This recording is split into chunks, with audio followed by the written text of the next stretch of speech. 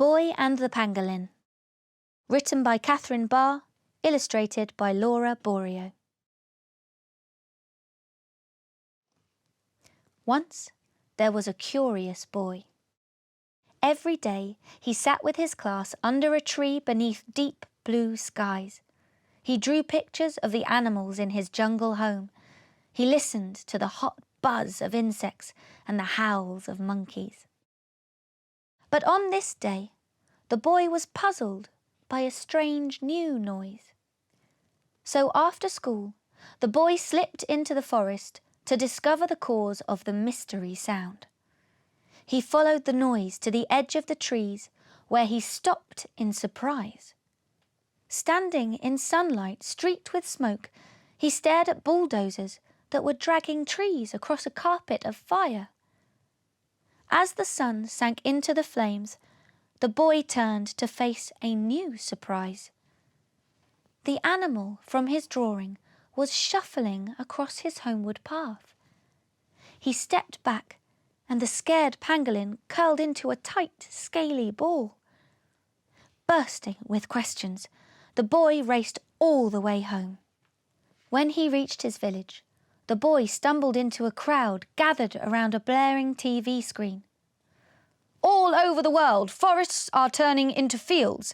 This is not a local problem. It is a significant international disaster. Are global leaders doing enough to stop deforestation? The boy gripped his drawing.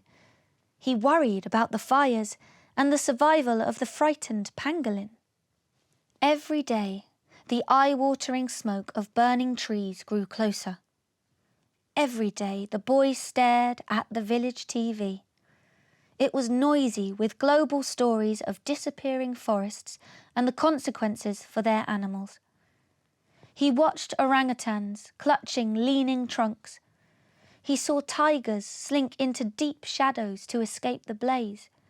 He watched birds flying up out of the flames, and he worried about his pangolin. So one day, the boy set off alone to find and rescue the strange creature that had so quietly crossed his path. But when he reached the edge of the forest, he found he was not alone. Standing in the smoke was the news reporter from the TV, shouting questions at the people chopping down the trees. "Have you seen this creature?" he asked her, holding out his crumpled picture, his eyes filled with smoky tears. Together they began to look. Close to the ground, deep in the forest, they trod carefully, searching in vain. "Please, can you tell people about my pangolin?" said the boy. "Can you help me to save its forest home?" The reporter scribbled down his words. Then she took a photograph of this curious boy hugging a tree and holding his fading picture. That night, everyone in the village gathered to see the headlines on TV and gasped when the boy's picture appeared. It popped up in local, regional, national and global news. It flashed up on phones around the world. At last, people could see the connection between saving forests and saving animals' lives.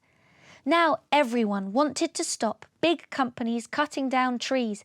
Together, they campaigned for things to change.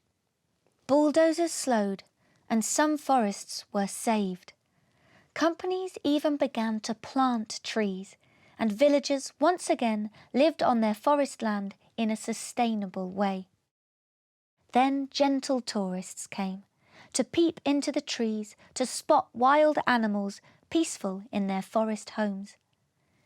But the pangolin is so very shy. Perhaps only you can spy its tail as it disappears, safe at last, back into the trees.